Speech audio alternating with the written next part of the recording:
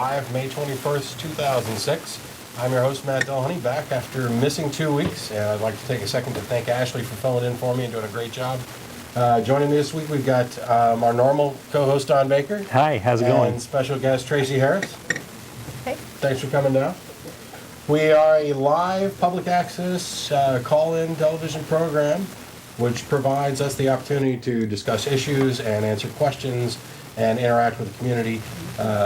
We're live every Sunday at 4:30, and as a reminder, in addition to talking about issues and everything else, the Atheist Experience is sponsored by the Atheist Community of Austin, a nonprofit educational organization promoting positive atheism and the separation of church and state.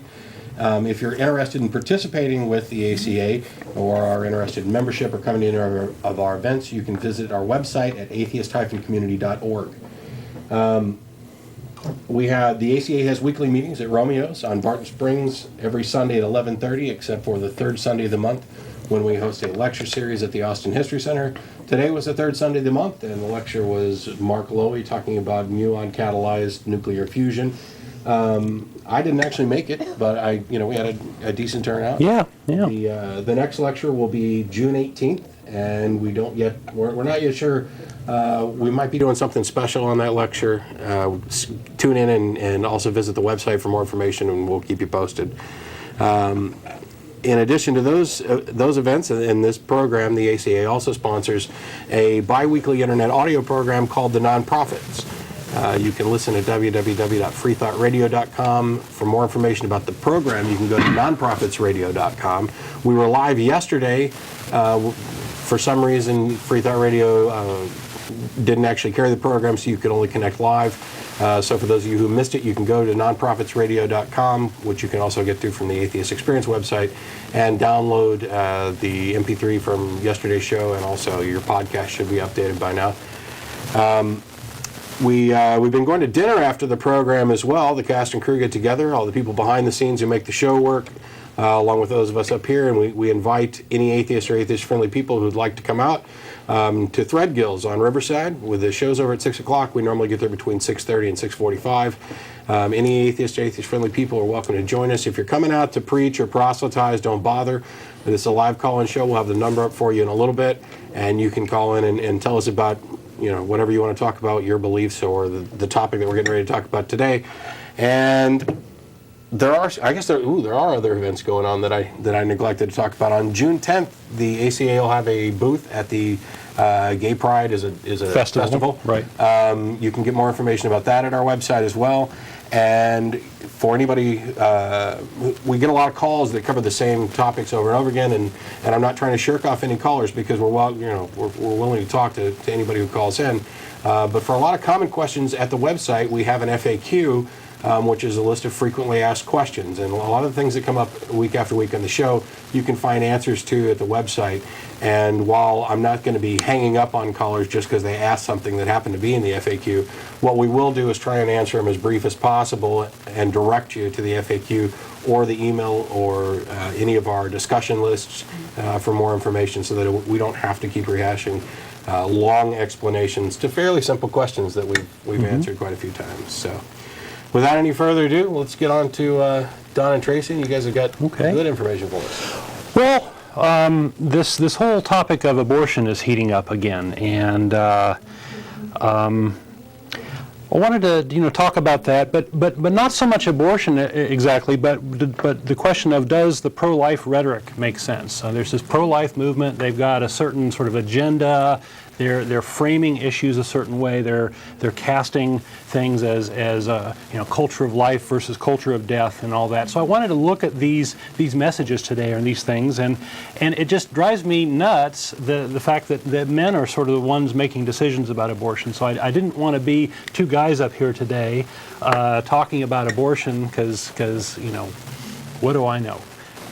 So I invited Tracie up to lend a women's perspective, and she's also brought a lot of material as well. So anyway, that's what we want to talk about. So atheists don't have a position on whether abortion is good or bad.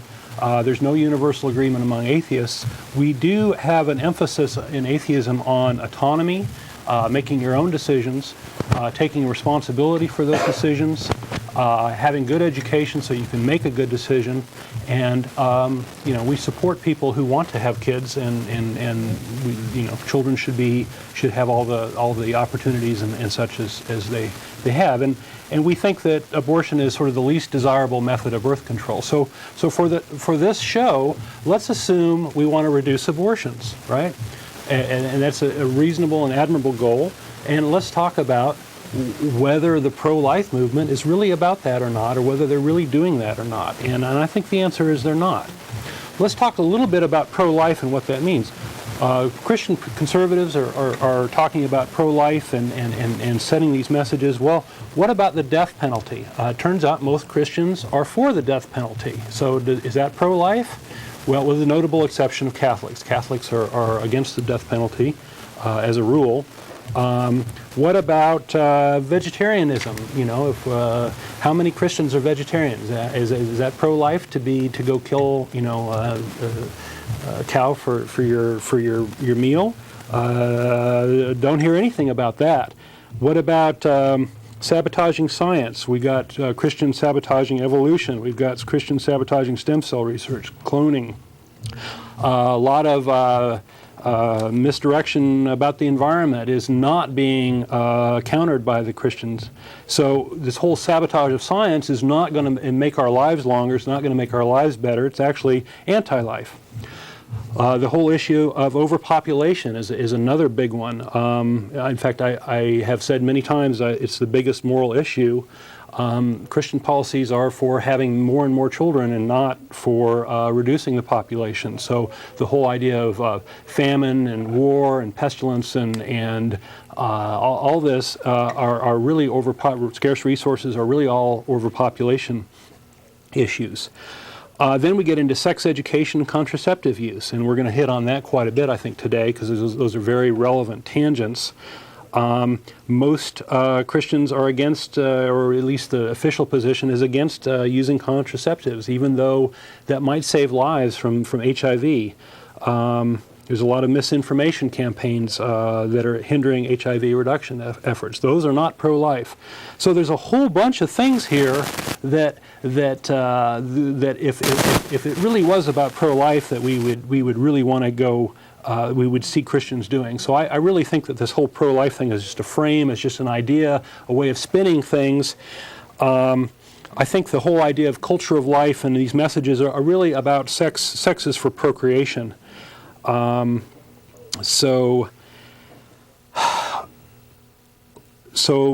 many Christian conservatives aren't pro-life in many of these areas. So we're going to take a look at a lot of these contradictions with respect to abortion today, and whether this makes sense. And I should say that nobody's forcing Christians to get abortions, but Christians are doing their best to prevent others from having abortions. And I think the key issue there is controlling a woman's uterus, and that's really what this is about, to hint at what we might get into at the very end. So what I would like to do now is, there's a very good article I should mention from the New York Times called Contraception by Russell Shorto. And if you can get a hold of that, it's a really, really good analysis article on this whole culture of life idea and where it came from and what are the messages behind there. And if people want to write us at the TV show, I'd be glad to send the URL. So, Tracie, you have some stuff today, right, on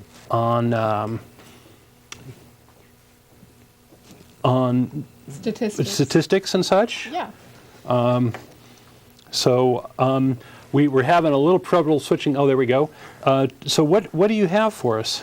Well, actually, we talked about this a little bit before the show, and I've got way too much, I think, to go over. But when I was looking up these statistics, this was sort of new to me. I have to say that, I've had ideas about abortion, pro and against, and one of the things that I was shocked by when I started looking at actual statistics were that a lot of the stereotypes that I had, I guess, gotten into my head based on the pro-life movement were incorrect. Mm-hmm. And that was a little bit of a surprise. And some of I'm not going to go through the entire stack. I might bring these up as things come up. Right, so there's a big focus on like teens, right? That was one of the things. There's a big focus on teenagers, and we usually think, when we think of abortion, we think about the young teen, can't go to her parents, and what is she going to do? And in actuality, the numbers of teens that are having abortions is extremely low compared to other categories of women having abortions. And teenagers generally, annually, seem to have approximately the same number of abortions every year as married women. So you could literally focus on married women if you wanted to take it down by actual numbers. About 150,000 married women each year have an abortion, and that's approximately the same as the teen rate.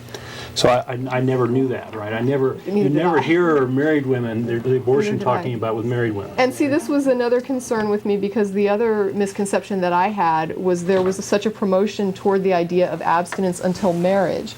And when I found out that the same young girls that they're targeting and saying, you know, if you're abstinent until you're married, this is going to cut down on abortion, it's like, well, actually, the same numbers of married women are having abortions as teens. So it doesn't seem...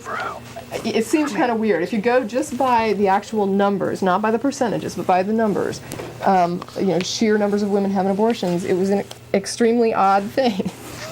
And then some of the other odd statistics that I came across were that 78% of women who go to have an abortion express a religious affiliation. Well, that's interesting. That was a little bit of a shock. I was surprised to see so many women that considered themselves to be religious. It was 43% Protestant and 27% Catholic. 8% other. And the other thing I think that was, in fact, the biggest shocker for me was that over 60% of women having abortions annually already have children. So these are mothers that are going in for abortions. Mm-hmm. So on this religious statistic, this is a higher percentage than the ambient population of religious people, right? Well, that I wouldn't know. Yeah. I mean, I don't know. I think that a huge part of the population probably expresses a religious affiliation, but I don't know what that percentage would be. Yeah, I think it's... 80s, well, it's 86%. Or 84 or 86%, depending on how you phrase the question and who you're asking. Okay. So you're roughly talking about the numbers of whether or not when you're having an abortion, whether or not you're religious. It seems to mesh well with the rest of the population.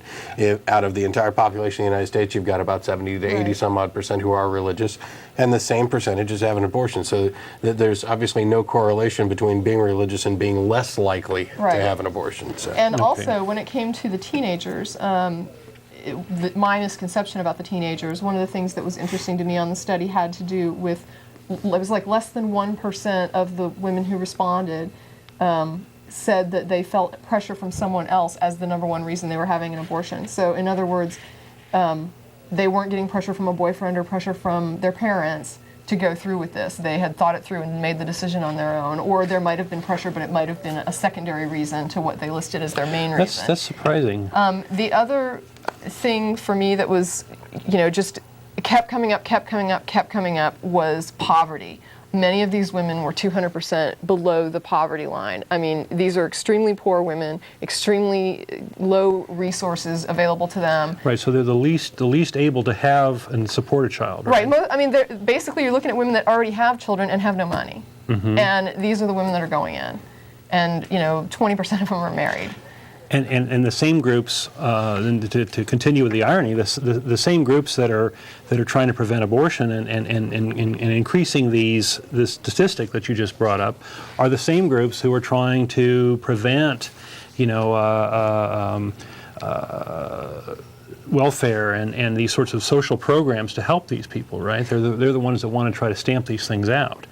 Right, so this is a tremendous irony that they're sort of creating all these people who don't have the resources to have children, and at the same time doing everything they can to sort of sabotage that aspect of our government. There were a couple of weird things that had to do with that. I would say one of them was regarding the contraception issue that had to do with among 10,000 women who had abortions during this time period, and this was 2000 to 2001. 22% had not thought about or had not yet begun using contraception, and 12% reported problems accessing it. I didn't write the statistics about the access, but there were some pretty bleak statistics about women's access to facilities. And there's definitely a number of women who can't gain access to facilities that have to drive 50 to 100 miles in order to access abortion services.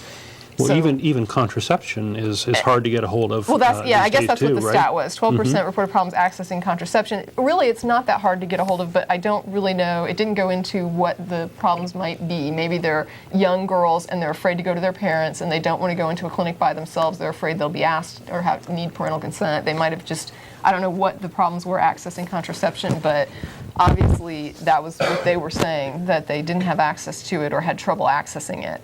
54% were using contraception when they became pregnant. 28% said they were using condoms, and 14% said they were using the pill.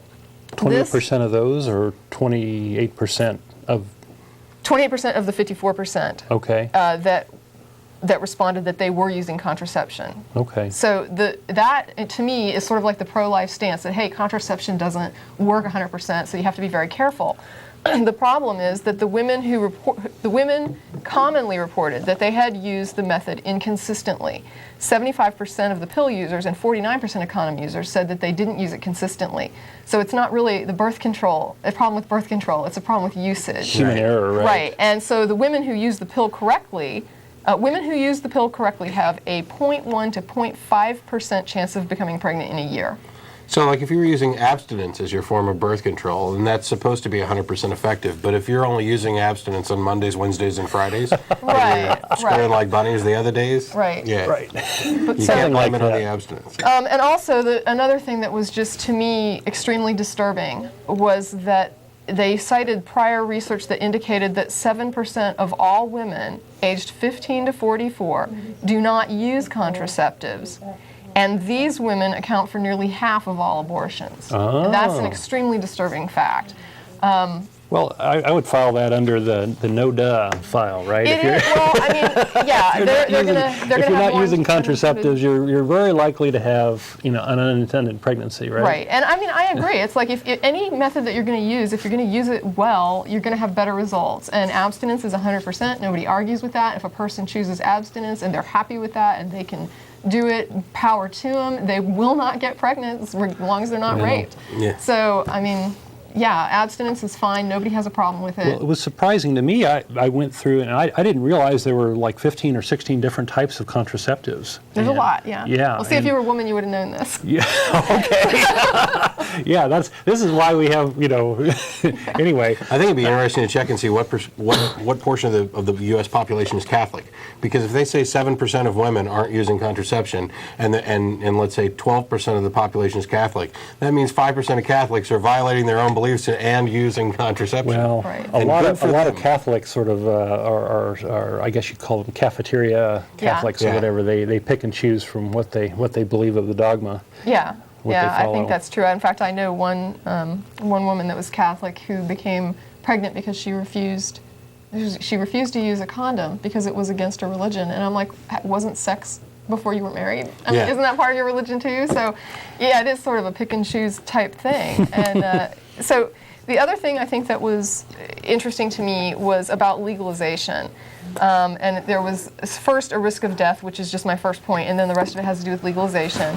The risk of death associated with abortion in the United States is less than 0.6 per 100,000 procedures, which is less than 1/10 as large as the risk associated with childbirth. 68,000 women in countries where abortion is illegal die each year of abortion complications, and many times this number are injured by unsafe procedures. In countries where abortion is illegal, such as Chile, Peru, Nigeria, and the Philippines, the abortion rate is higher than in the United States. And some of the world's lowest abortion rates take place in Western European countries where abortion is legal and covered by national health insurance systems, but where levels of unintended pregnancy are very low. And I also want to say that in Western European countries, they're also much more open about sex and contraception, and they have a lot more real information available to people at a much younger age than we do. It's a completely different attitude of sort of admitting the fact that humans are sexual animals and we're and that humans are prone to error. Right. Well, even the Christians would say that that's the crux of their belief system, is that people will fail. So if a person says, I'm going to choose abstinence, as a Christian, you have to understand that even with the best of intentions, you're flawed and you will, likely not succeed in your striving to be perfect. Right. But if you know that there's some failure rates associated, like I guess in Holland they have this phrase double Dutch, where you use two contraceptive methods. You use condoms and you use the pill, and they have very, very, very low rates of unintended pregnancies because of that, right? And they train people, this is what you need to do. So, I think it's a really sort of a no-duh situation, right? That contraception and education about contraception and the whole process of childbirth and sex education, all these things are very, very important for reducing abortions, right? It's just really obvious, right? Right. But we have Christian groups working actively against these things, right? Right. We have misinformation campaigns that focus on the failure rates rather than the success rates. Or explain the failure rates. Explain why the condoms are failing. Explain why the pill is failing. That people are not using how to it make them consistently. more I have had useful. female friends who have told me, "Oh, it's okay if you miss a couple pills. If you've been on it for a long time, it's in your system." It's like, well, you know what? That may be your theory, but I've never heard a doctor tell me that. And so, if I miss more than 2 pills in a month, I am not going to have sex. That's just as simple as that. If you're taking chances, that's just what you're doing. You're taking a risk, and there's no need to take a risk with contraception. It's up to you if you want to, but if you want it to work well, you need to adhere to what your physician is telling you about proper usage. Sure. And there's a lot of great contraceptive methods, right? We got the Norplant, and we have the, right? Right. Well, they don't all work well for all women, and some women did report problems with contraception. Like I know one woman who used the implant, and she had a lot of problems with it. She gained severe weight gain and illness. So, not every woman is going to be able to use all forms of contraception. Right. And men are part of this equation too, right? They should be. Use, I almost rarely hear vasectomies talked about. And I guess that if you're a young man and you want to have a family down the road, that's probably not the best thing to do. But well, also, there's a real reality here, which is that when a woman gets pregnant, she's the one that's pregnant. She's the one that's carrying. She's the one that's got the baby. Something happens to this guy, she's still there. She's the one that's still pregnant. She's the one that still has to make the decision. So he can literally walk. Yeah. And it's not his problem. I know that there are laws that try to adhere to making them financially responsible for the babies, but you don't see as much promotion in getting involved, about being involved with the baby. You don't see the financial responsibility also. Just because you make somebody legally liable for that doesn't mean they're going to pay. And I know women who've had problems collecting the money, even when they'll garnish your wages and things like that, but not all women are willing to file through the state. They don't really want to go to that extreme with the father of their child to try to have this kind of hassle with somebody that walked out on them during a bad period. Well, the religious right has this idea that women don't have this right to privacy, right? And this comes up with the abortion issue, right? Does a woman own her body or does she not own her body, right? And if the religious right is saying, well, the women don't own their body, they don't have this right to privacy, what about men? Why aren't they promoting an idea that, men should have their DNA in some sort of database somewhere so that the paternity can be verified after the fact, and you can finger the guy who did this. It's kind of interesting that you say that, because I notice that whenever I see these abstinence pledges, it's always young girls. I'm not saying that they don't have young men that do it. I wouldn't say that because I honestly don't know, but all I ever see is the young women being approached with, you're going to take the abstinence pledge and promise your father. And it's just like, well, yeah, what about the young men? What about their abstinence? Well, who's preaching to them? Yeah, they get the message, boys will be boys, right? I think part of this comes down to trying to kind of breaking the cycle, because you've got a generation or several generations of adults who weren't provided information in the subject of sex and contraception and pregnancy and abortion and everything else wasn't discussed openly when they were kids. So they've got kind of, first of all, this stigma in their head that this is all taboo and off limits. the next thing is that we have an inability to adequately define maturity. So we inherently underestimate what our kids can and can't handle, what information they can process. And this idea that the sheer knowledge of something is going to necessarily lead to promiscuity, or, that once you know the dangers, all your kids are playing Grand Theft Auto. Does that mean they're out there stealing cars, right? Yeah, but I mean, to me, the problem is that just because, if you look at it with regard to anything else, once you've attained a certain understanding of something, does that automatically make you more responsible or more irresponsible? Neither one, but the assumption seems to be that simply knowing about it is going to lead to irresponsibility. Right. When the truth is, and what we've seen and why these abstinence-only education programs that we see in some of the school districts don't work, is that just telling them about part of it, or even giving them the information, doesn't lead to any path or the other. What we need to be teaching is individual responsibility and giving them all the information. I mean, you wouldn't. Right. I think it takes us out of the realm of emotional decision making, right, in the absence of knowledge, right, which seems to be what these approaches are going towards, to conscious decision making with the knowledge, right, and that's what we really want to have, and there's this talk of, oh, well, it's all about, relationships and all that, and you're better off being educated, it's better off understanding the consequences of your actions. That's very much part of a relationship, right? Yeah? Yeah, I had there's something that hits on this. There was when they did an analysis of examining reasons for declining teen pregnancy rates between 1988 and 1995, they found that 3/4 of the decrease was due to improved contraceptive use, while 1/4 was due to delayed sexual activity. And this isn't to say that, promoting contraceptive use is better than promoting abstinence. But it is, I think, to say that you can have both.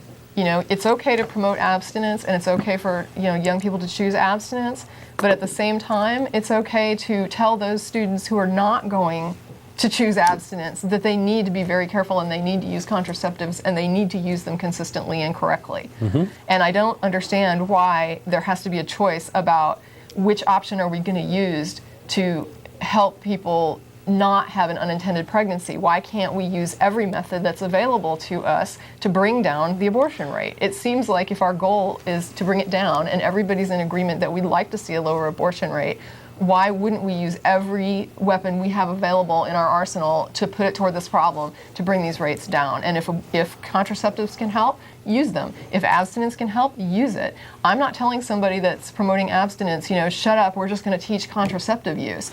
And I don't appreciate somebody that wants to promote abstinence telling me contraceptive use is useless, don't use it. It's not useless. Statistically, it's shown to be useful.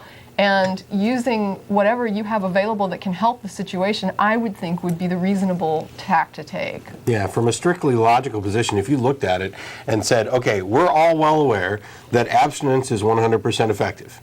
What we're also aware of is that not everybody's going to be abstinent. Right. So while people complain about perhaps giving condoms to kids at school like they're candy and that's going to prompt them to go out and have sex, I got news for you. They are going out and having sex, whether you give them the condoms or not.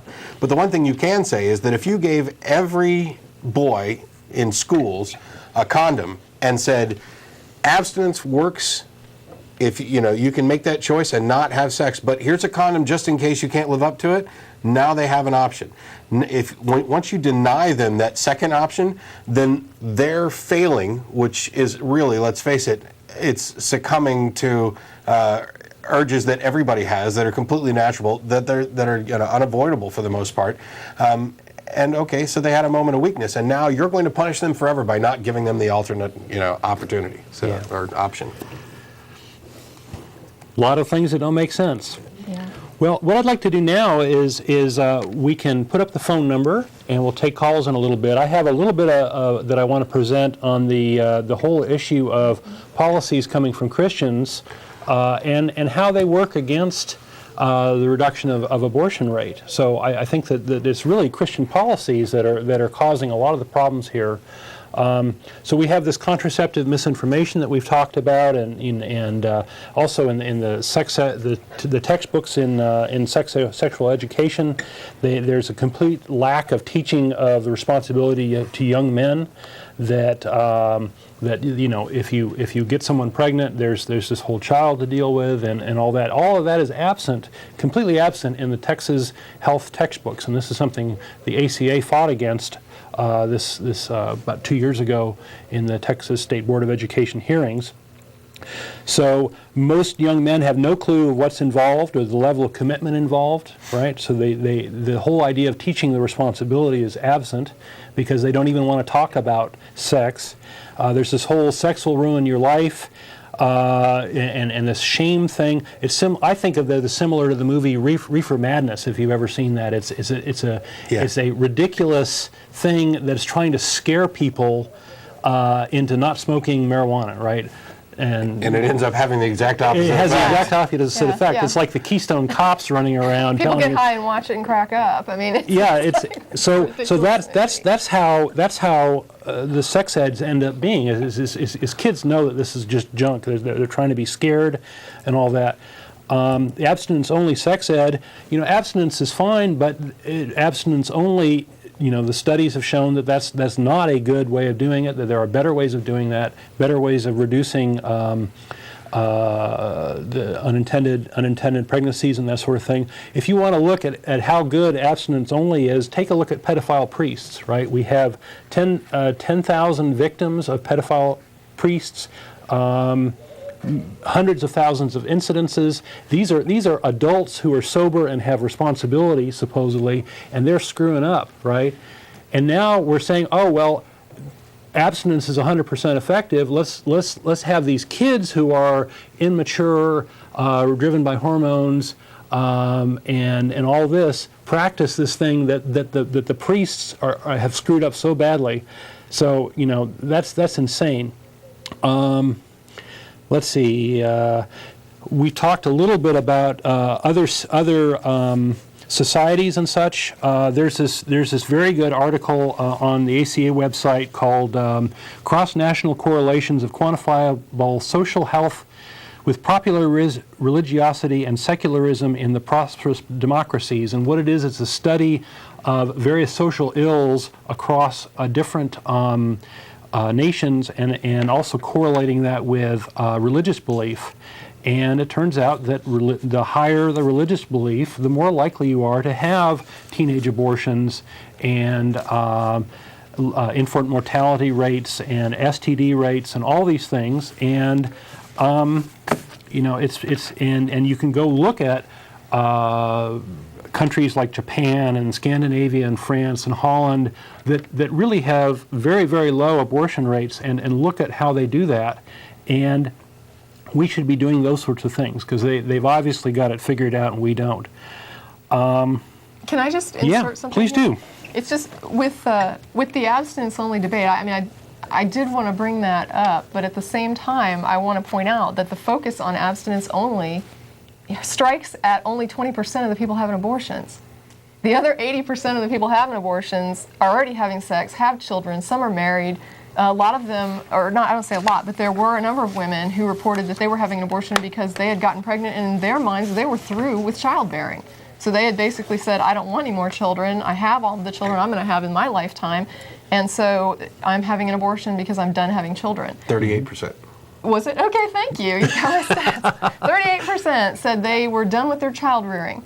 So there's actually more women who already have their children, and as many that are married, as there are the teens who we're talking about abstinence with. Abstinence is such a huge issue in this, and yet it strikes at one of the smallest groups, and a declining group, in fact, the only really huge declining group of women that are having abortions. So the abstinence-only discussion is really almost moot in this whole discussion, because that's not the women we need to be talking to. Right, so the Christian message is get married and have all the sex you want, right? But even then, 150,000 of those women are having abortions, the same as the number of teens. So, and this gets into the whole thing of the religious right is actually sabotaging family planning, right? Family planning is this whole idea of how many kids can you support? How many kids, when do you want to have them?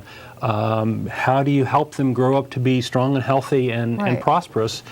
And, by shutting down Planned Parenthood and all these other things, all the hoops that they're making people go through to take advantage of any of the services these groups Right, provide, right. they're asking for a higher abortion rate. Yeah. Well, the pro-life movement would have you believe that Planned Parenthood is an abortion promotion vehicle. Yeah. I mean, I'm they being a don't. little bit extreme here, but they almost make it synonymous. Planned Parenthood, in their minds, is synonymous with abortion, and Planned Parenthood is not about abortion. It's about planning your parenthood, whether that's contraception, if it includes abortion. They are a non-judgmental group of people just looking at how do you want to deal with, pregnancy, child-rearing, childbirth. And to me, trying to make them become a judgmental thing that focuses on only certain ways and ignores certain other options is disregarding a percentage of the population that doesn't see things quite the way someone else might see them. But we see that all the time, particularly with Christian fundamentalists. It's okay for them to look at Planned Parenthood and see it as abortion, because abortion is the huge issue that is representative of them. That abortion issue becomes this giant focal point, not only when they're looking at Planned Parenthood, but when they're looking at, for example, liberal Democrats or whatever else. When you get down to the presidential election or whatever, and I've heard this from relatives and others, we don't really know whether or not we like this guy, but this is the guy who's against abortion, and so he's getting our vote. When you've got an issue that is you've centered everything else in your life around it, you're going to see things like that where they overlook all the good things that Planned Parenthood does. And when I say good things, I mean things that even they would consider to be good. Providing assistance to unwed mothers and people who've made mistakes, and helping people plan and giving them the information, because not everybody knows, what do I need to do on week X, and, which hospital does this, and where can I go for this particular type of, birthing classes and other things, and, how do I get in touch with what are they, doulas or stuff like that? Sure. But, all those things that they would normally be considered good, even among, for fundamentalists, for example, is completely overshadowed by the fact that, okay, another thing they offer is abortion counseling, and they don't discourage people from having abortions. It's just obscene to me that this has become it's a tremendous such a big deal. misrepresentation, and I think that's a big theme here. A little bit later on, I want to maybe talk about, when we come back from some callers, talk about these so-called fake abortion clinics that are showing up, these crisis pregnancy centers that are sort of pretending to be abortion clinics, but they're actually, misdirecting the poor women who get in there. So we'll hit that a little later.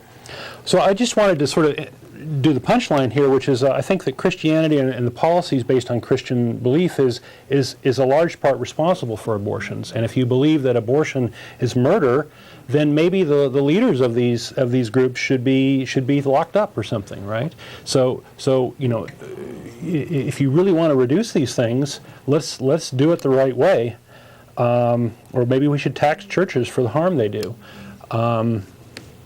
If you really want to, claim that it's murder, then let's have some responsibility for who's causing it, right? One of the interesting things that we discussed before, I think it's in South Dakota where they've just been pushing this new abortion law, where the end result is that the potential mother who chooses to have an abortion is not penalized in any way, but the doctor who actually performs the abortion is subject to, I think it's 5 years in jail. And so you've got, the blame. If you're going to call this a crime and you're going to call it murder, you've got one person who orchestrated the entire thing who's going to end up blameless, the mother, and then you've got the doctor who performed it who's going to get 5 years. And one of the things that Jeff Deep brought up right off the bat when we were talking about it is, okay, are they going to change the penalty for all other murder in South Dakota to also be 5 years? Right. If not, then you're drawing a line and you're saying that this is something different. It's more comfortable for me, because of my religious beliefs, to go ahead and call it murder or pretend like it's murder. But we don't really want to treat it like murder. We don't want to, give somebody life in prison or the death penalty or anything else. We're just going to go for this little penalty. And what they're really doing is admitting, yes, there is a difference. Yep. So, I mean, if they're going to be inconsistent with what they're claiming and what they're pushing, it just shines a bright light on the fallacies involved in those kind of processes. And that's not to go off on whether or not abortion is good or bad, or whether, how abortion laws should fall. But you're providing misinformation, when you're saying one thing and doing another, you want to treat this as if it's murder, but you're not willing to give it the same penalties, or you still want to give it some kind of special treatment. You see that all the time, and then how they're going to deal with issues. Okay. You want to take the one caller we got? Yeah, we've got one call queued up. We are a live call-in show. Today is the 21st of May. If you're watching today, you can call us up and talk about this topic or atheism in general. We're open to all sorts of questions. We have one call queued up, and we got lots and lots of material, so if we don't have a lot of callers, we got plenty of stuff to talk about. Sure.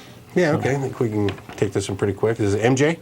Yes, sir. I was curious of what is atheism? I mean, what is that? What do you believe in? An atheist is somebody who doesn't believe in God, or gods, or a god, or whatever. What do you believe in? All kinds of things. I believe. I mean, it depends on what you mean by believe in and believe in specifically. That's a good question. Well, see, I was always told like an atheist is someone who believes in the devil and is No. Well, to be fair to that caller, I actually have a friend who was taught that. Well, there is. They do teach these things. Yeah. There is a concept which has come, from the pulpit on occasion, where, you're either with Jesus or against him. So anybody who doesn't believe is automatically in Right. cahoots Well, the with devil is part of the Christian pantheon, Yeah. right? If we're not Christians, we're not yeah. going to be worshiping the devil either. This makes no sense. We don't believe in the devil. No, we don't worship Zeus. We worship Hera. Yeah. The question, the original question, as stated, is really kind of meaningless. It's okay, if you don't believe in God, well then what do you believe in? Well, I think what they mean, Matt, is what do we stand for? How do we make decisions and such? And the answer to that is we trust in reason and science and repeatability and evidence. These are the things that matter to us, right? We're skeptical of claims, especially religious claims, and we want to say, where's the evidence for this? Why should we buy this idea? And that's I think potentially trying to get to the answers. Except that caller wasn't asking that. He was asking if you believe in the devil. I mean, Exactly. so yeah, I think it was Okay. fair of Matt to say, what did you mean by that? Yeah. I think it was Well, a one of good the things you see is that there's a lot of words that aren't extremely well defined, depending Right. on your discussion, whether it be belief or existence or God. When somebody says, "Do you believe in God?" and I say no, and they say, "Well, what do you believe in?" My assumption is that they're trying to find what in my life becomes the equivalent of God, and one of the answers to that is absolutely nothing, because I don't accept the proposition that there should be necessarily this one overriding item or entity to believe in to govern the aspects of my life. For me, it's much more of I'm going to look at each situation individually. I'm going to take into consideration what I know from scientific evidence, what I know that from logic and reason, what I feel as with regard to who I am, and make a decision about what's right or wrong, or what course I'm going to, what direction I'm going to go on a particular issue. So the idea that there has to be some, focal point for, I'm going to have to believe in X, and that's going to govern all the other aspects of my life, that to me is absurd. But Okay, You wanna go on more stuff? I think we beat that. Yeah, let's do another caller. it's, is it Freddy? Yeah, what's up? Hey, how you doing? Good. First, what does make sense mean? The might question wanna- I got on the show. You're going to need to turn down your TV or something. We can't understand you. All right, hold on a second. Yeah, and then state your question again, please, when you do that, Here, but or hit mute or whatever. All right, is that a little better? Yeah, better, that's great. thanks.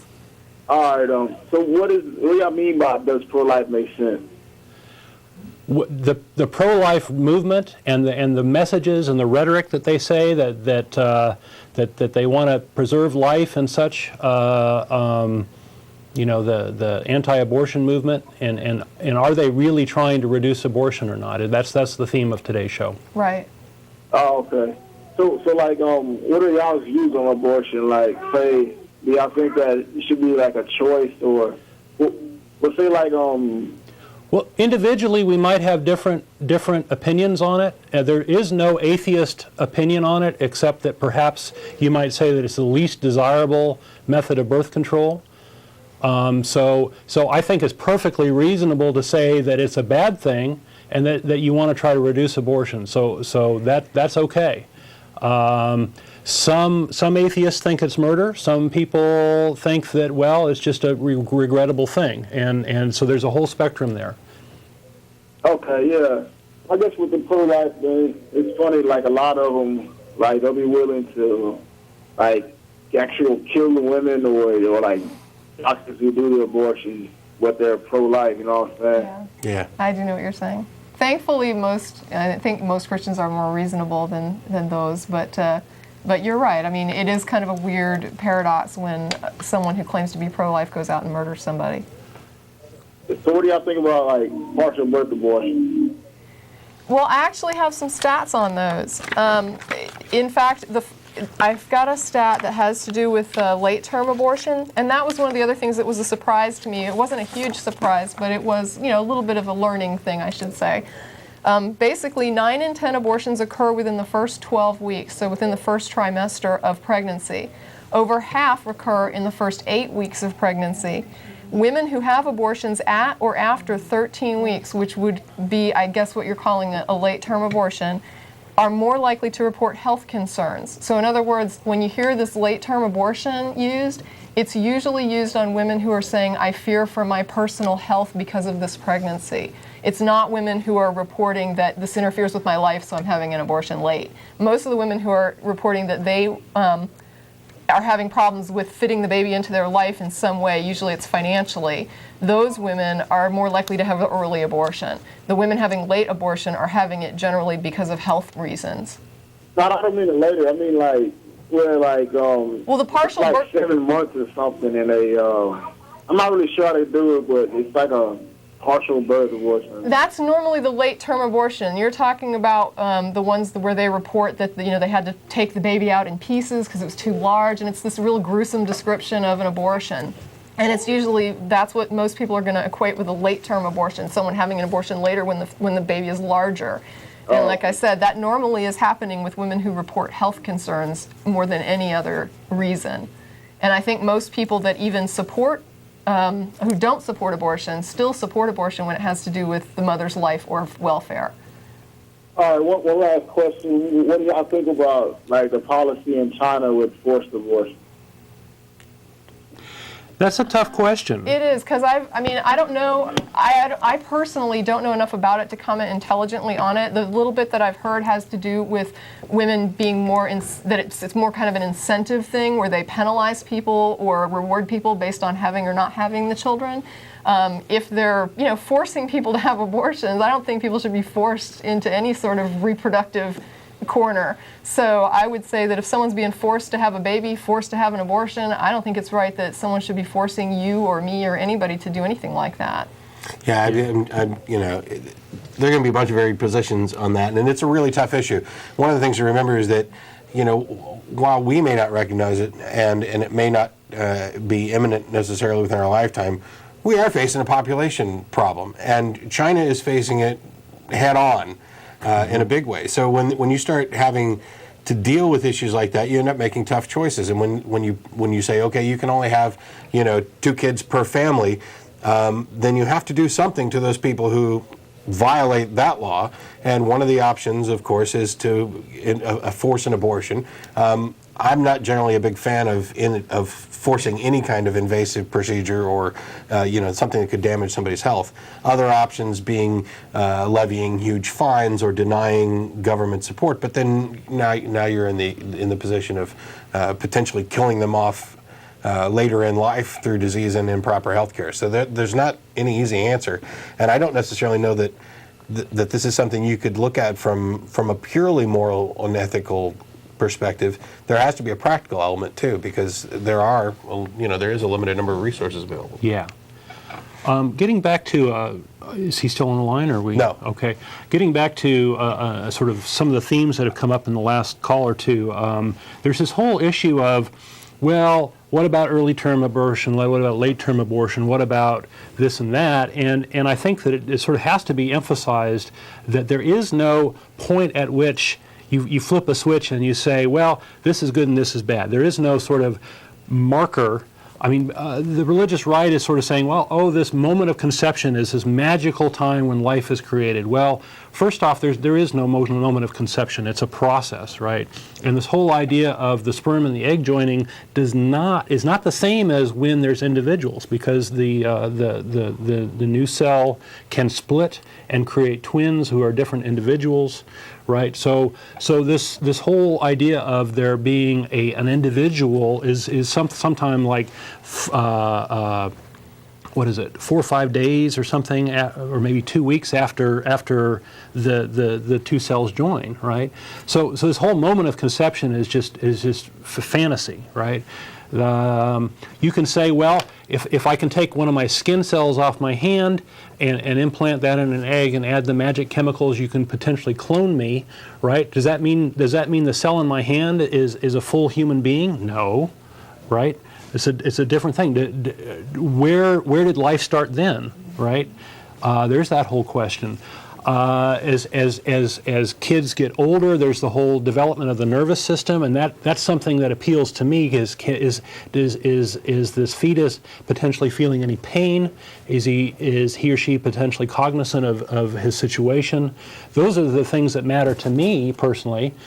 Right, but a person's nervous system isn't even mature completely until they're like 14 or 15 years old, right? So even that's a whole gradual thing, right? So there is no moment at which it makes sense to say, well, this is legal and illegal, and that's what we're struggling with here, right? It's all shades of gray all the way through, and some people are drawing the line at different places, and I think that's the source of a lot of the debate that's going on here. Yeah. So let's take some more callers. Sure. Unless you guys want to respond to that. No, we got more. Is it Cassandra? Yes. How you doing? Good. You have a question for us? Yes, but it's not about abortion because. That's okay. Fine. So my question with atheists is, without getting caught up in the semantics of God or anything like that, as far as like the mystical experiences people have during meditation, which from a lot of Eastern perspectives isn't necessarily an experience of a singular God, how would an atheist? How would he describe his experiences of meditation if he were to do like a lot of mantra-based meditation? And would an atheist meditate? Yeah, I meditate, and I think that it's purely internal. So internal, what do you mean by that? The Brain experience you're chemistry. having It's about looking inward. Okay. Do you think that experience you're having is singular to you, or do you think that you could be having it in common with other people? Like, you talking about telepathy? No. Like like if you go inside and you have a quiet experience, that quiet, really subtle experience. Okay. Do you think when you're having that experience that if somebody else was meditating right next to you, and they achieved that same level, okay, that you would both be sharing a similar ground state? That you would both be having kind of like a unified experience. Well, let me ask you this. If you and I went to dinner and we both ordered like the super chocolate decadent cheesecake, and we each took a bite and looked at each other and just went, oh my God. We're having the same experience. We're sitting there, and in that regard, I think yes. I would answer yes if that's what you're describing. Sort of, because I'm talking, it would be on a very gross level that we would both kind of enjoy the chocolate cake. There would be differences to certain degrees, but if we were both experiencing a level of consciousness at kind of a ground state, then it would almost be unified, where there wouldn't be a big difference between me and you. You know what I'm talking about? It would be so subtle. What I'm saying, though, is that when we eat that cheesecake and I look at you and you look at me, I know what you're thinking and you know what I'm thinking. And in that regard, yeah, we would be on the same plane.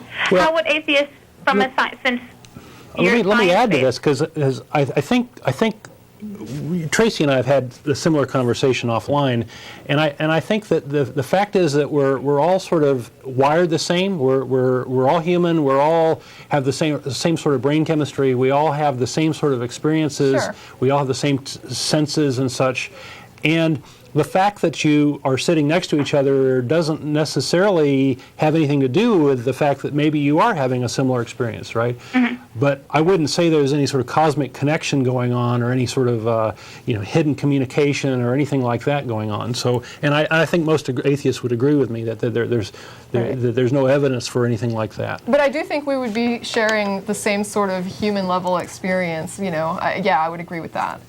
So some of the mystical experiences reported by, like great rishis, like gurus or something like that, those experiences they're having in meditation, how would you describe them? And do you think that's singular to them, or would you call that a religious experience and have no interest in it? Whether or not it's religious, I think, would be up to them to define. I would just say, like I said, that internally there's a lot of layers to people internally.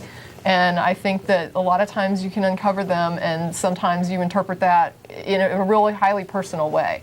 So for each person, you're going to have your own interpretation of it, even though, like you described, you're going to have a common experience every now and then.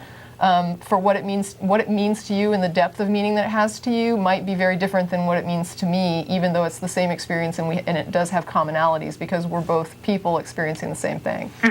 And my quick 2 cents on it is that we can talk about different degrees of feeling. For instance, if I stuck my hand in freezing cold water and you stuck your hand in freezing cold water, we would, on some level, be experiencing the same thing. And it's similar to the chocolate cake thing, and it's similar to meditation, etc.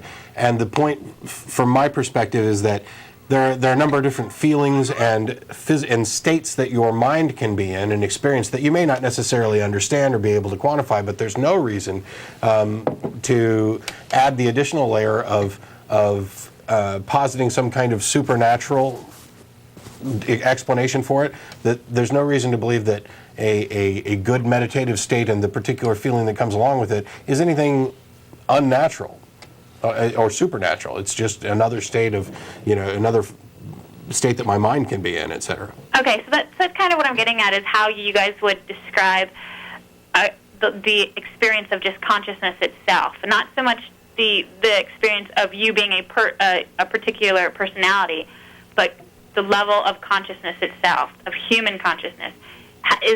From a scientific perspective, how would you define that? Well, If you take I would out say God it's and you an say it's emergent not- property of our the way Brain, our brains are put together and our evolutionary history and such. So it's just one of the very complex things that our minds are able to do. Yeah, Right. I'm definitely in the group that would call it an emergent phenomena, Yeah. because you've got, for example, independent neurons. They can't think on their own, but together, what they do and how they process bits becomes something bigger than what they are. And consciousness is something that people puzzle over forever. And Dennett's got a book called Consciousness Explained, which some have said doesn't explain consciousness at all. But there's I'm familiar with that book, actually. yeah, and if you've watched the show before, you'll know that I've been a big fan of Dennett's, and I'm reading his current book as well. I don't necessarily know that there's a good answer for what you're asking of, please define consciousness and give your, Right. your perception of it. But I think the thing that I'd point out in addition to that is that even if we can't quantify it, even if we can't explain it properly, that doesn't automatically give credence to claims of supernatural, phenomena within the consciousness or anything. Well, I would add that, in fact, supernatural explanations aren't explanations at all. If I were to say, consciousness is the result of your soul, Right. soul doesn't have any meaning because we don't know what it is. We can't test it. We can't verify it. When I say soul, it's a completely meaningless term. It means whatever you think a soul is, because you can self-define it, since there is nobody that's ever held up a soul and Right, said, we're here looking it is. for simple explanations for complicated things. If a person were saying consciousness is the soul, my response is, since I don't know what soul is, and since you can't define soul, then that means that you just haven't even answered anything. I don't mean you personally, but I mean a person that would use that sort of supernatural explanation. Well, see, I see consciousness as a very clear. I don't associate anything metaphysical or supernatural about it. I think that will eventually have a very good scientific dialogue that can describe it in ways that people can start to, any person regardless of their religion, can say, oh yeah, that's my experience, or okay, I can feel like that's a reasonable explanation. So Yeah. I'm so intrigued by the idea of atheism, because I just wonder how much do you reject or deny mystical experiences. And for me, mystical experiences start with the Well, let experience me of consciousness. say Yeah, that you may have gotten the impression that we're all just sort of humbugs over here, curmudgeons. Let me speak for myself. I have a sense of awe and wonder, and I appreciate a sunset, and I think this is a wonderful fantastic part of human experience that I'm glad to be here to enjoy. So it doesn't in any way detract from my appreciation of the universe and my appreciation of my life and, no, and such. you can love God and still think the world sucks. So I don't think that. Right. I don't think you have to. Well, in fact, not a love lot God. of people who say they love God would say that the world sucks. Yeah. I mean, it's almost It's an fallen, inherent right? Christian Fallen world thing, that it's evil, it's horrible. I'd say as kind of the quickie answers that atheism in and of itself is simply a lack of belief in a God, and therefore there's not necessarily any overtone as to what you can believe about supernatural things. Buddhists, for example, most of them are atheists. They don't have an actual God figure, but they do hold supernatural beliefs. So there's this second layer of philosophical position of whether or not you're, for example, a rationalist, a realist, a materialist, a physicalist, a naturalist, whatever. Some of the New Agey stuff, right? To help define what you believe beyond that.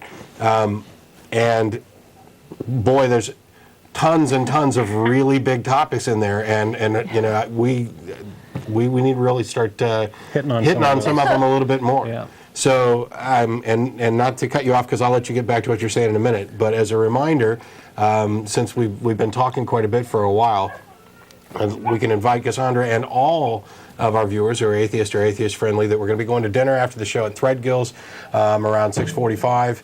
We'll get there. It's on Riverside. You're welcome to join us. And that we have lots of discussions like this offline, both at this and at our happy hour on Thursdays, which I didn't mention at the start of the show. Thursday happy hour is 7:30 at Memphis. That's right. And there's a lot of discussions like this because you'll see me on the show every week and the co-host. There are a lot of other really good and really smart people in the ACA who love to talk about these issues a lot and address, what is consciousness and how do we, deal with issues of morality and ethics and determinism and free will. And, we have conversations We have a couple like that all experts the on time. that, Yeah. on those topics, those very topics, right? So, Okay. good questions. Thank Well, you. it's nice talking to you. Thanks, Okay, Have a thank good you. dinner. Bye-bye. Yeah, I really wish we could, take an afternoon, do a show for an entire afternoon and just talk about philosophical questions and how you're going to define things. The problem, of course, is that what you end up finding Bore is everybody to tears. it's hard to define some things. When you can't even get philosophical positions to agree on a definition of existence. Right. You want to fine-tune it down to, whether or not it's an entity or an agent. And That's why I have my proprietary definition, and I just stick to it. Yeah. And if you ask me if I'm a such and such or whatever, then I'm going to you are. ask you to define it. You define your term, and I'll tell you whether or not I we actually have to fit do in that it. a lot because there's a lot of different So-and-so. definitions That's for all right. these supernatural I'm things. happy to define it. Yeah. All right, let's go on real quick to Lamont. Yes, how you doing? Pretty good. The first thing I want to do is congratulate y'all for what y'all doing. And I came in right about the time you were talking about beliefs, followed up with abortion. As far as abortion, the biggest problem I see with abortion is that it's been taken from the human hands and placed into governmental hands. That's my biggest thing. It's the women that's in this situation. You don't know what has caused the pregnancy. You don't know what has gone on in that situation. And there are a number of layers of things that could have happened to cause this pregnancy that is not in agreement with her or any God or any atheist or anything, but the government has this stipulation on what's wrong and what's not wrong about abortion. That needs to be taken out of their hands and put back into the hands of the people. Thank you. Just that simple. Yeah, that's a good idea. We like that. Autonomy, right. And as far as the young lady previous about meditation and it being spiritual and of the soul, actually meditation is being able to consciously tap into your own mind. And that's what meditation is. It's tapping into your own mind. It's not on a vertical horizon of nothing outside of the world. It's right there in your own world, in your own self. It's self-realization that you have the strength and the willpower to tune out the things around you and tap into your own mental, use it to consciously either settle you, arouse you, or in any other conscious way that you're trying to feel at that time. That's what meditation allows you to do. I love Lamont. After we're done, I want you to call in every week. We'll put you on hold, and when we're struggling for a good definition, I'll switch over. Did you have a question as well? Yes, the biggest thing I wanted to talk about is belief. And as atheists, it's the, I wouldn't say belief, but the non-belief in a heaven or hell and things of that nature. The explanation of evolution, which is Scientology, how we got here and things of that nature. You mean scientific? Scientific, yes. Okay. I apologize. Scientific. And I look at it like this. To evolve means to do away with the previous, and that's how you evolve. if I can recall, I've done a lot of study of the definition. Trying to think. Well, It's kind of... It's just change over time. Right. Yeah, change over time. Animals and things, the previous would die off. And if we evolved from monkeys, why didn't the current monkeys choose to... You see what I'm getting at here? You're getting ready to ask a question that's come up all over the place, and it's partly due to a misunderstanding and misinformation. And that is, if man evolved from ape, how can there be man and ape at the same time? And the answer is really simple. The theory of evolution doesn't say man evolved from ape. It says that man and ape evolved from a common ancestor. And I see that. it's the branching tree of life. The branching tree of life, correct. And I did some study on that. And I don't call And it, interestingly, and not to cut you off again, man and carrot evolved from a Absolutely. common ancestor as well. All life evolved from a common ancestor. Man and this, dog have a common ancestor. This arbitrary objection to, don't you call my God a monkey? I didn't evolve from no ape. You know what? Evolutionary theory demonstrates that you most likely did, and you also evolved from the same thing that the carrot did, if once you trace the tree back far enough. And that's why I'm incidentally not a vegetarian, because as long as a cow and a carrot share a common ancestor, I'm going to eat them both. He eats people too. And Thanks for ruining it. Just kidding. And that's why I say atheist and Christian sort of follow the same path line. There are different levels, different denominations of Christian, just as there are different levels and different denominations of atheist. And that's how I see it, like as you were explaining earlier. Buddhists, they don't have a God or a symbol. Yeah, people are hard to categorize, is I think what you're trying to say. Definitely. And then you have everybody saying they're non-denominational, which has become a denomination. And it's about, I mean, in life you have to either find something you believe in or find something you stand for. Right. Some people believe in it's a single God or a Trinity or Holy Trinity or whatever, and some people believe that science has explained it. Yeah, I think the biggest objection, and of course I have fundamental objections to people believing lies and believing things that aren't true. And so I have an objection to religion because, in my opinion, religions are untrue, and they breed a certain mindset that forces you to accept contradictory propositions and doesn't allow you to fine-tune your mind so that you can make good, rational choices about life. But the primary objection that I have to religion, and most of the other people on the program and the AC in general, has nothing to do with whether or not an individual actually holds a belief. It's what they do on behalf of that belief. When they attempt to legislate and say what other people can and can't do, and that you must agree and follow my particular religious opinions, or your actions are then illegal. That's what we have the problem. And that's the biggest thing, understanding there. And my thing is this, as far as that's concerned, a lot of people don't act on their religious beliefs, they just have a religious belief. Yeah. And even bigger than that, the thing that scares me about religion is it has become the biggest business, in the business, especially the Catholic denomination being the richest spiritual organization there is. And when I look into it, what I tell people is this, and I'm a believer in God myself, I'll admit that. And my biggest explanation is this. It's easier to believe and be wrong than to not believe and be right. For him. For you. Right, and, Yeah. and that's for me. That's definitely for me. Because Okay. It's easier to go with the flow. I agree with that. I didn't lose anything. You see what I'm saying? You're not Sure, going to lose you anything have if you're every right to incorrect. hold But back on the other things. hand, if you believe and it is true, See, we don't buy see, this. now This is called Pascal's Yeah. wager. Yeah. We don't buy it. Yeah, you've jumped off from your own esoteric, it's okay for me to believe, to now a claim that is essentially Pascal's wager, where if there's so many problems with Pascal's wager, and I believe it's covered in the FAQ on the site. Let me just say that, I mean, I understand what you're saying for yourself, and that's perfectly fine. But as far as belief for someone like myself, if I could no more believe in God than I could believe in the Easter Bunny. And so, for me, your proposition that works for you doesn't work for me, because I can't just turn on belief. I couldn't just suddenly say, okay, I'm going to will myself to believe in the Easter Bunny. Tomorrow I'm going to believe in the Easter Bunny. I can't make myself believe something if I see it as logically inconsistent.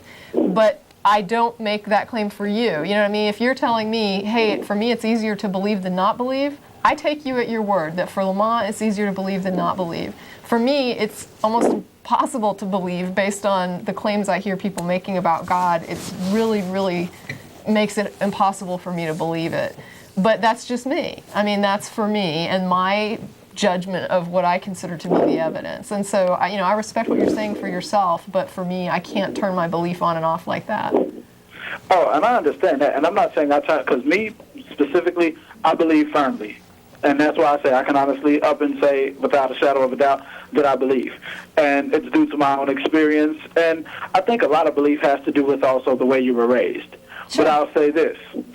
If God does not exist, then it's the biggest conspiracy since the dawn of time. Hands down. And you have to look at it that way. For that many people to come together, and that's why you probably have so many denominations. But you have to, it's just like meditation. It's something that you're going to dig within yourself to find. You're not going to find it somewhere else. You're not going to find it from somebody else. It's just like friends. We believe in our friends every day, no matter how many lies they tell us. Religion is something you have to stand on and Sometimes we have to wise up. Yeah. Right? I think I have a limit on how many lies a friend can tell me before they lose that special Right. status. But all right, thanks a lot, Lamont. Appreciate the call. That we was got, we got one of the ACA members, the guy who produces our newsletter, and board member and good friend Joe Zamecki. How you doing? Howdy. Doing great. Don, Tracie, and Matt. And Yay. I see what topic you're going to bring up, and I'm all prepared, man. I got a whole bunch of stuff. Oh, good. So go Glad ahead. you guys have this TV show. This is a wonderful show and a great outlet. And first of all, I wanted to talk about abortion for a moment, but first there's an event that the ACA takes part in once in a while that I wanted to try to point out. I don't know if you'll mention this, but we have a blood drive once in a while. And that's, for us atheists, we want to help out people in general. Give blood. Right. Give Yeah. blood. June 4th is when our next blood drive is, right? I thought it was the 3rd. You know, I'm showing It's on the website. ACA website Yeah. that it's June 3rd. Okay. You June guys are 3rd. more About 8 accurate than me. weeks. Okay. Okay. Well, anyway, that's to help out. And now it doesn't really hurt very much at all. And sometimes they give you a mug. Anyway. And thanks for the reminder. I've really been meaning to add that to the show notes. It's just that it's one of the things that's on the website kind of prominent, there's always the notice up there that every 8 weeks we do this. So. Yep. And I suggest going to the one I always go to. That's the Central Texas Regional Blood Center. I think they still call it that. But it's the big new blood building on North Lamar. And there's more information on our website. But also they have a website, giveblood.org, I think it is. Anyway, I just had one little point here. Often the religious will claim that pregnancy is an act of their God, creation. Yet more fertilized eggs never end in birth. Many never attach to the uterus wall, and many are miscarriages. So it seems that their God is pro-abortion. What do y'all think about that? And I'll listen off the air. Well, Okay. I actually have statistics on that, on All right. God's abortions. Yeah. Let's see, 2/3 of, what does it say? Let's see. Annual pregnancy results for 6 million births. There's 6 million births per year. And of the conceptions, they're estimating 2/3 result in a live birth, 1/5 results in an abortion, and just approximately a little bit less than that results in a miscarriage. Now, I'm thinking that this is pregnancies that are recognized pregnancies. I understand what Right. you're saying So this about is after miscarriages that implantation. happen before anybody even knows they're pregnant, which I'm So sure I have a is higher. statistic here that 50% of naturally conceived embryos don't implant. There you go. Yeah.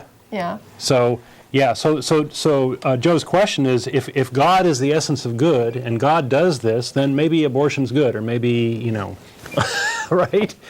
So that's good old theology. To me, it's another one of those issues where they're potentially drawing a line in the wrong place. And if they want to say that life begins at conception, then you have this situation where 50% of eggs in which conception occurs never attach in uterus and are just evacuated. Right. And all of that takes place from the religion standpoint within the purview of their God's orders. It was his idea to have this system. It was his idea for this egg and sperm to meet, and it was his idea for nothing to come of it, for it just to end up going to waste completely. So if that's the case for 50% of them, then you've got those out of those that implant where spontaneous miscarriages occur. Right. Now that's also, according to the religionists generally, God's will. So you have all of these things, but you're drawing lines in different places. Because if it's okay for God to fertilize an egg and throw it away, and it's okay for God to fertilize an egg attached to the uterine wall and then also throw that one away, then you have to have some later point at which God has now ordained this fetus as a future person, and that should become the moment at which life begins according to the religionists, and yet they don't draw the line. Well, they used to have the idea of the quickening, which is when the mother feels the baby in her uterus. That's when life started. There used to be that definition, right? So if you're changing definitions, it basically means you have no clue. Yeah. Right? Either they don't know before, they don't know after, they don't know at all. Is the quickening like morning sickness? No. I think it's the movement of the fetus. It's yeah. It's later than that. So I have a whole bunch of theological things. Let me throw them out real quick, just because we're running a little short on time. Let's see, aborted fetuses. Let's see, all babies as they come out of the womb are atheists. They don't believe in God. So you've got these little heathens coming out, right? So if a baby's aborted, does it go to heaven, does it go to hell, or does it go to limbo? Well, if it goes to heaven, then abortion's a good thing. You got a free ticket to heaven. You should be like Andrea Yates, kill your kid before it has any chance to have any sin or whatever, right? And that means there are atheists in heaven. That's right. Of course, once they get there, I doubt that. Lots of unimplanted embryos in heaven, right? If the baby goes to hell, then we have God torturing little babies. Isn't that a wonderful little idea? Just think about that. If we have limbo, which is what the Catholics made up and then denounced recently, is that the baby go to a little holding tank called limbo, and they hang out there until Jesus comes back and that sort of thing. So if you believe in limbo, I guess you should try to end the world so that the babies get all freed. Anyway, none of these make sense in my opinion. None of these. So ask your pastor what you believe. Okay, so that's that. We have some biblical quotes in 1 Corinthians 7. We have Paul talking about how time is short. Jesus is going to come back. Stop having babies, right? Because it's imminent. It's going to happen real quick. Yeah, right? Paul was generally against sex and marriage and babies and everything. Anyway. Oh yeah. Yeah. He wasn't much fun. So abstinence only. Yeah. So if Paul was nuts, Paul is more or less the creator of Christianity. Jesus is a fiction. So either Paul's a liar or he's not. So Christians are having babies. They're ignoring the Bible. We have Exodus 21, chapter 21, verses 22 through 23. This is the only real time that there's any penalty associated with miscarriage. If somebody causes a miscarriage in another woman, it's a financial payment. The financial payment goes to the owner of the child, which is the father, right? Right. There's no notion of death or a capital punishment for this thing. Unless you kill the mother. Unless you kill a mother. If the mother dies, then it's death. Then it's a bad thing, right? Yeah. You're talking about the passage from Exodus where when men struggle and then... Right. So go read that. It's interesting because the Bible actually doesn't say anything at all about abortion in and of itself. Well, nobody who wrote the Bible knew anything about how this all works. Well, there is a word for abortion among Hebrew, ancient Hebrew. And it isn't used. But you've got this position where the Bible doesn't actually say anything about abortion. So you have people with these exegetic interpretations saying, Jeremiah 1:5 says, I knew you before you were born, and therefore it happens at conception. No, actually, if you read Jeremiah 1:5 and think about it for a second, this is God talking to Jeremiah supposedly, and he's saying, I knew you before you were conceived.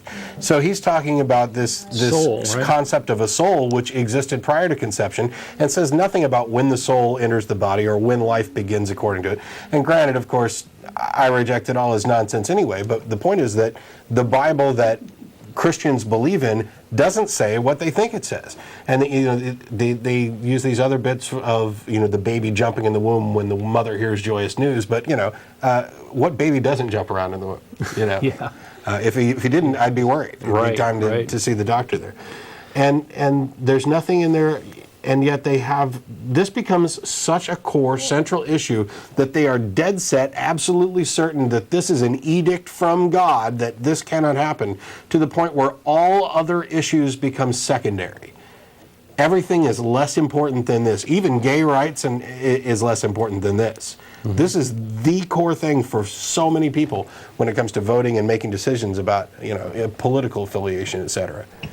I just wanted to quickly throw out the verse about I knew you before you were born. Mm-hmm. I'm one of those people that holds to the idea that the Old Testament doesn't teach the soul doctrine. And so for me, I would almost say that you could interpret that to say that the same thing where I might know what a painting that I'm going to paint Right. looks like before I paint it. So it could be that, I had a concept of you. Right, God is describing that he knew what he was going to produce in this case Absolutely. and then produced it, And so I would tend to read it more like that. Yeah, absolutely. That's another thing, and it kind of points us out. And the reason that we have this problem is you've got this ancient book written by a whole bunch of different people, and you have even more people trying to put their own personal interpretation and spin on it. I've said this before, and I'm almost willing to make an actual official on the show bet that if you provide a Bible verse that actually says something, and it's not just so-and-so begat so-and-so, I can spin it both ways. Any given verse, I can probably come up with a Christian rationalization to spin it either way. But none of that matters. Right. It's just it's A an example. couple more little things, and then we'll go out for with it. callers.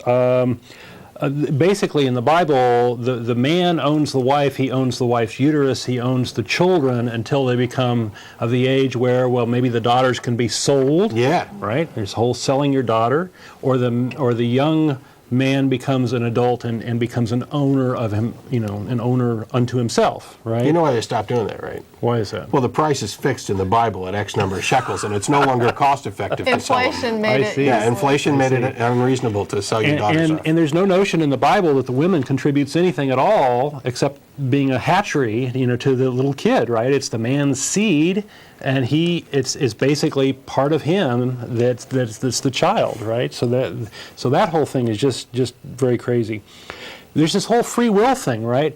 If you think God gives you free will, right, and you have a woman going and getting abortion, which will send her to hell, right, is the most horrible thing that she could do, right? If you really believe that, why in the world would you let this woman go raise children without any support, right? The interesting thing about that is, and this kind of goes back to what I was saying, when I was mentioning how this has become such a core issue where it's the most important thing, within general Christendom, you're not going to hell just because you had an abortion. If you are a born-again, believing Christian, whatever, that's not an unforgivable sin at all. You could, if you consider Catholics where you go in and you do your according to the confessions, Bible, it's just a little fine, right? it's just another sin, and yet it becomes this divisive issue. Yeah. But- Okay, that's my little rant for now. Let's take some more callers. let's try and get some calls in real quick. We Okay. got Dave. Yeah, hey guys. Hey, how you doing, Dave? Okay, is it okay to go off topic for a second? Sure. Yeah, we're running short on time, so try not to go too long, please. Real quick, I just have a bet that I'd like to issue to some believer, some Christian believer out there. Obviously, probably not watching the Atheist Experience, but you never know. We have quite a few. Okay, might good. be That's good to surprised. know. Go for it. I in the middle of the week sometime, I heard somebody, one of these ranting guys, talking about how the rapture is going to happen during their lifetime, and it's going to happen during their lifetime. Rolling my eyes. Yeah, you hear this a lot, right? So I'm issuing a bet to anybody that believes this, that believes the rapture is going to happen during their lifetime. This person and I make a bet. If it happens recognizably by society that, yes, the rapture is happening, and we can agree, I will hit my knees and convert and beg Jesus' mercy on the spot. If it doesn't, and this person dies, they owe me $100,000. And I'm making Put your money where your laying mouth this out is, there as a right. bet right now. I like that idea. Yeah, get them all to put it, in escrow right now. That's what I'm thinking, and we'll have it signed, like the whole big thing, documentation. So if anybody calls in, responds to this, hey, I'm listening. Make a website. Of course, if any of them are ever actually shot, you're the prime suspect. Yeah, that's what I'm saying. It does have some loose ends. I'll give you that. Well, there's various groups that have claimed that the world's going to end such and such date, and Jehovah's Witnesses. Jehovah's Witnesses is one. Yeah, every single date that's coming past, it hasn't happened. You're wrong. Yeah, I figure this is an easy $100,000 for me. So. Yep, absolutely. That's a good bet. Okay, thanks a lot. Thanks for Bye-bye. calling. Let's Thanks a take lot, Dave. some more callers. We got, is it Camille? Yeah. Hello, Oh, Ooh, no. that's Who not is Camille. Who's this? this is Eric. Hey, Eric, how you doing? Okay. All right, hey, this is a little off topic too. I would just pick this little tidbit up in a magazine. I didn't know if y'all wanted to respond to this, and it's real brief. But 7 state constitutions or statements of citizens' rights limit or deny the right of atheists and agnostics to hold public office. Right. Yep. In Texas, Maryland, North Carolina, South Carolina, Maryland, Tennessee, and Pennsylvania. They're never enforced, and if anybody ever tried to enforce them, they'd be overturned right off the bat. Well, let me nuance that a little bit. The Texas State Constitution says that you have to, to be an office holder, you have to believe in God, right?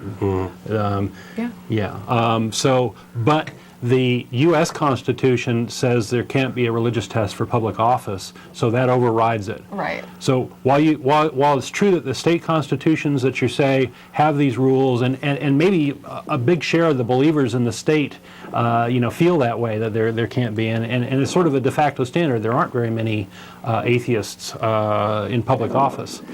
The Constitution prohibits these tests, so in theory that's not allowed. This is something that I'd like to see atheist groups actively involved in, and that is get this nonsensical, archaic crap out of the constitutions. It's not supposed to be there anyway, but if we can get it removed, then 10 years down the road, we won't have to have this big public fight because some asshat decides to say that, look, it says here in the Constitution that you can't do thus and so. I'm really like to see people take action on that. It's like a weight around your neck. First I'd like to see some dictionaries get their definition of atheism changed and stop including the archaic synonym for atheism of immoral. That's just absurd. Yeah. Right. Thanks. That's really all I had today. Okay. All right. Thanks. Appreciate the call. Well, we're down to a few minutes left. We got, is it Wanda? Yeah. Hey, Wanda, how you doing? Well, I just want to say one thing. I don't have but a minute. That's about much time we But if got. my mother had aborted me before I was born, she'd be doing me a favor. You really feel that way? Yeah. People do feel that way. Yeah, I wouldn't be facing death now. Yeah, but you also wouldn't have had all the life that led up to that death. So I guess it's a... I only had one kid. Mm-hmm. I left my husband so he could have remarry and have more kids, but he married 3 more times and never did have any more kids. So we didn't have our quota. Okay. I better hang up. All right, thanks, Wanda. This thing's a little flaky today. Did we lose someone accidentally? No. Sharon? Okay. Yep. Well, I wanted to spend a little bit of time talking about these fake abortion clinics. They're called crisis pregnancy centers. There's actually a couple groups here in Texas that are working very hard. I'll just mention them briefly. There's the Heidi group, which is overtly Christian, and the Mahaya Society, and both of these groups are kind of putting the screws to women. They're doing deceptive tactics and all these sorts of things to try to prevent pregnancies. Well, I really think this deception is immoral. It's the idea of the means justifies the ends, which is what they use to torture atheists for, right? Let's torture them, make them recant, and make them so they go to heaven. Who cares if we hurt them along the way? And deception is an admission that you're selling crap, right? That's it. Yeah. If you have to deceive someone in order to manipulate them, you're doing the wrong thing. There's something wrong with your message if you're doing that. But I have a lot more material on it, but I just wanted to mention those 2 groups. You can go look them up. They all have ads and things that you can look at and just kind of see how deceptive they are. Very good article in the Chronicle, January 27th, 2006. The New Texas Family Planning is talking about how family planning is being shut down in Texas, and these other groups are coming up in their place. Some of these folks are taking people's personal information and hounding them at work in these fake abortion clinics, and really screwing with people, which is sad. I've seen it previously where somebody would go out and perhaps videotape downtown where guys are going and picking up prostitutes, and there you're videotaping somebody participating in an illegal activity, and I can almost see some kind of justification for that. Maybe you're trying to cut down on that kind of crime, but they've also done it filming them going into strip joints, and now you've got these groups taking down names and posting names and information, work information about people just because they support Planned Parenthood, or they going to adult have had an bookstores, abortion. I've heard, right. Let's stand outside an abortion clinic and take pictures of it. The shame These people angle. are doing something that is legal And just because you personally object to it doesn't mean that you have the right to embarrass them or endanger them. You know, if you've got some religious nut who feels strongly that abortion is wrong and decides, hey, look, there's a list of names for me just to go right down there, you know, I'd hate for that to ever happen. But if it does, you can believe me, I'll be at the courthouse while they're taking you up. Yep. We only got a few, like 30 seconds left probably. As a reminder, we're going to Threadgills after the program. They've had the notice up there. We just kind of haven't had a chance to get to it. Any atheist or atheist-friendly people welcome to join us. A number of events coming up over the next couple of months and some changes in the Check out our ACA website. and more activities for you. Visit the website, www.atheist-community